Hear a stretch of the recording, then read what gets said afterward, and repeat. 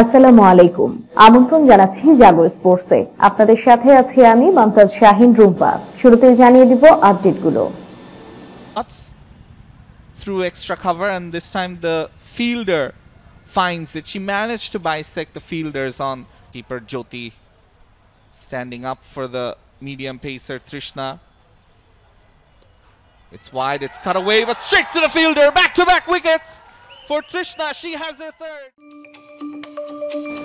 আবার হ্যাট্রিক তৃষ্ণার, এবার অস্ট্রেলিয়ায় যেভাবে হ্যাট্রিক করলেন তৃষ্ণা। এবার ঘরের মাঠে দুর্ধ্বনি শুনলেন পান্ডিয়া, ভিডিও ভাইরাল। পিসিবি আফ্রিদির ঝামেলার অবসান, পাকিস্তানকে সেরা দল বানাতে চান বাবর। যে কারণে অস্ট্রেলিয়া ও বাংলাদেশ দলকে গণভবনে আমন্ত্রণ প্রধানমন্ত্রীর। আইপিএলে রোহিতের অপ্রত্যাশিত রেকর্ড। শুনছিলেন শিরোনাম, এবারে বিস্তারিত।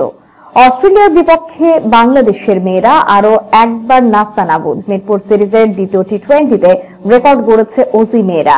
এই মাঠে নারীদের ক্রিকেটে সর্বোচ্চ দলীয় সংগ্রহের রেকর্ড গড়েছে তারা। অস্ট্রেলিয়ার বিপক্ষে ফিল্ডিং করতে নেমে নাকাল দশা হয়েছে নিগার সুলতানাদের। তবে অজিদের ধ্বংসযজ্ঞের মধ্যে হ্যাট্রিক করেছেন টাইগ্রেস পেসার ফারিহা তৃষ্ণা। মঙ্গলবার বাংলাদেশের বিপক্ষে দ্বিতীয় টি-20তে আগে ব্যাট করে নির্ধারিত 20 ওভারে 8 উইকেট হারিয়ে 161 রান করেছে বাংলাদেশ। একই দিনে হ্যাট্রিক করেছেন বাংলাদেশি পেসার ফারিহা তৃষ্ণা। অস্ট্রেলিয়ার ইনিংসের শেষ 3 বলে তিনি ফেরান অ্যালিস পেরি, সোফি মালিনিউ এবং বেথ মনিকে। এদিন অজি মেয়েরা জর্জিয়া ওয়ারহাম ও গ্রেস হ্যারিসের দুর্দান্ত জুটিতে বড় সংগ্রহ পায়। ওয়ারহাম 30 বলে 10 চারে খেলেন 57 রানের অসাধারণ ইনিংস। এছাড়া তাহিলা ম্যাকগ্রে এবং অ্যালিস পেরি যথাক্রমে 19 এবং 29 রানের ইনিংস খেলেন। ইনিংসের শেষ ওভারে বল করতে এসে চতুর্থ বলে পেরিক আউট করেন তৃষ্ণা। পরের বলে সোফির ক্যাচ ধরেন মুর্শিদা, আর শেষ বলটিতে দারুণ ইনসুইংয়ের বেথ মুনিকে বোল্ড করে হ্যাট্রিক পূর্ণ করেন তৃষ্ণা। হ্যাট্রিকের আগের 3 বলে একটি 4 ও 2টি সিঙ্গেল হজম করেছিলেন তিনি। মেয়েদের টি-20 ক্রিকেটে তৃতীয় বোলার হিসেবে 2টি হ্যাট্রিক করেছেন তৃষ্ণা। তবে পূর্ণ সদস্য দেশের হিসেব ধরলে তিনি প্রথম বোলার যিনি 2টি হ্যাট্রিক করেছেন। মিরপুরে আজ অবশ্য নিজেদের রেকর্ড নিজেরাই ভেঙেছে অস্ট্রেলিয়া। 2014 সালে টি-20 বিশ্বকাপে এই মাঠে 140 রান করেছিল অজিরা। মেয়েদের টি-20তে এটাই এই মাঠে সর্বোচ্চ দলীয় সংগ্রহ ছিল। ঠিক 10 বছর পর এবার নতুন রেকর্ড গড়ল অজিরা। এদিন বাংলাদেশের পক্ষে সফলতম বোলার ছিলেন তৃষ্ণায়। 4 ওভারে মাত্র 19 রান দিয়ে 4 উইকেট শিকার করেন এই পেসার। এছাড়া নাহিদা ও ফাহিমা 2টি করে উইকেট শিকার করেন।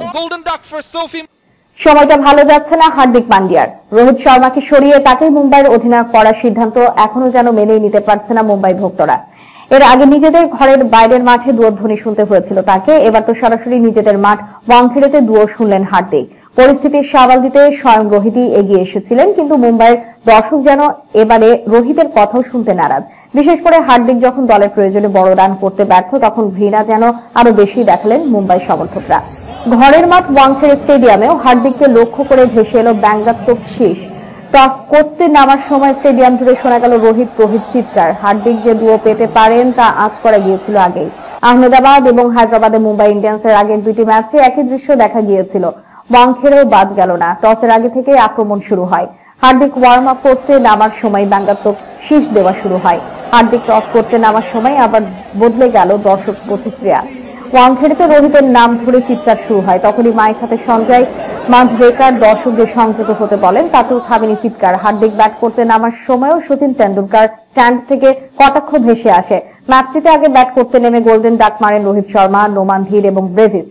ট্রেন্ট বোল্টের ভারসাম্য হারায় মুম্বাই। পরে ঈশান কিষান ফিরে যান 16 রানে। ব্যাট হাতে দলকে নেতৃত্ব দিতে পারেননি হার্দিক। পরে তিলক ভার্মা আর টিম ডেভিডের দৃঢ়তা 125 রান তোলে মুম্বাই ইন্ডিয়ান্স। জবাব দিতে নেমে 10 রানে প্যাভিলিয়নে ফিরে যান জশওয়াল। পরে সঞ্জু স্যামসন, জশ বাটলারও ফিরে যান দ্রুত, কিন্তু রাজস্থানকে বিপদে পড়তে দেননি রিয়াল পরাগ। 39 বলে 54 রান করেন এই ব্যাটার। আবারও অধিনায়কত্ব ফিরে পেয়ে পাকিস্তানকে সেরা দল বানাতে চান বাবর আজম। তবে এই লক্ষ্যে পৌঁছাতে শাহিন আফ্রিদির সহযোগিতা চান নতুন দায়িত্ব পাওয়া এই অধিনায়ক। এদিকে অধিনায়কের চূড়ান্ত ঘোষণার পর শাহিনের সঙ্গে কোনো আলাপ না করে বিবৃতি প্রকাশ করেছে পিসিবি, এমন গুঞ্জন উঠেছিল। এ বিষয়ে পাল্টা বিবৃতি দেওয়ার উদ্যোগ নিলেও শেষ পর্যন্ত পিসিবির বাধায় সরে দাঁড়ান বাঁহাতি পেসার। পাকিস্তানের ক্রিকেট মানে নাটকীয়তা। ক্রিকেটটাকে রীতিমতো নাটকের রূপ দিয়েছে পাকিস্তান ক্রিকেট বোর্ড। মাঠের ক্রিকেটে সেরা তকমা হারিয়ে একের পর এক ইস্যু দিয়ে আলোচনায় নেলিন গ্রিনরা। ওয়ানডে বিশ্বকাপের পর বাধ্য হয়ে 3 ফরম্যাটের অধিনায়কত্ব ছেড়েছিলেন বাবর আজম। এরপর শাহিন শাহ আফ্রিদিকে অধিনায়ক ঘোষণা করার পর তার অধীনে একটি মাত্র সিরিজ খেলেছে পাকিস্তান। এরপর আবার বাবরকে ফেরানো হয়েছে ওয়ানডে ও টি-20 ফরম্যাটের অধিনায়কের দায়িত্বে। আর টেস্ট অধিনায়ক হিসেবেই থাকছেন শান মাসুদ।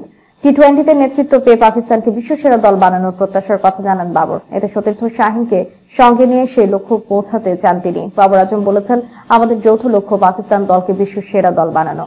অধিনায়ক হিসেবে আমি সবসময় আফ্রিদির পরামর্শ মূল্যায়ন করেছি। গুরুত্বপূর্ণ সিদ্ধান্তের ব্যাপারে আমি সবসময় তার সঙ্গে আলাপ করব। আমাদের অবশ্যই কৌশল বুঝে ম্যাচের সুবিধা নিতে হবে।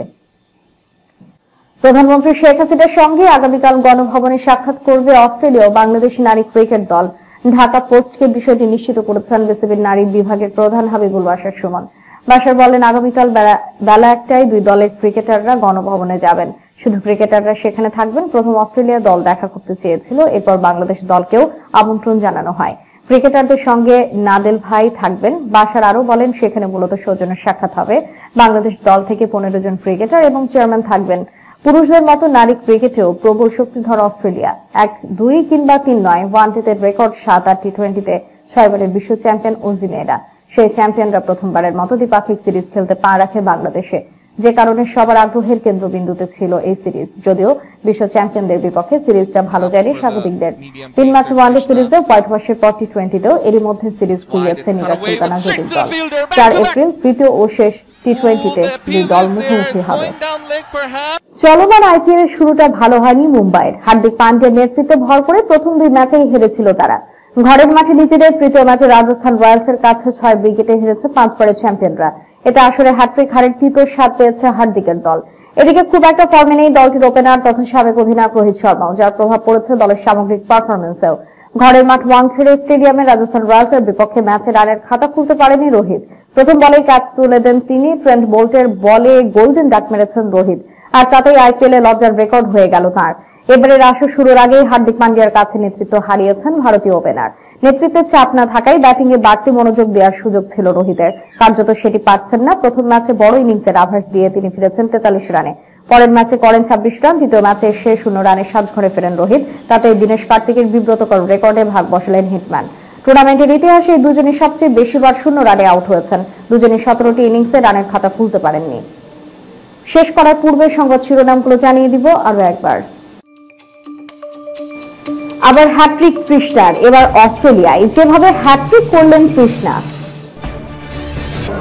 এবার ঘরের মাঠে দুর্ধ্বনি শুনলেন পান্ডিয়া, ভিডিও ভাইরাল। পিসিবি আফ্রিদির ঝামেলার অবসান, পাকিস্তানকে সেরা দল বানাতে চান বাবর। যে কারণে অস্ট্রেলিয়া ও বাংলাদেশ দলকে গণভবনে আমন্ত্রণ প্রধানমন্ত্রীর। আইপিএলে রোহিতের অপ্রত্যাশিত রেকর্ড। এতক্ষণ আমাদের সাথে থাকার জন্য ধন্যবাদ। আল্লাহ হাফেজ।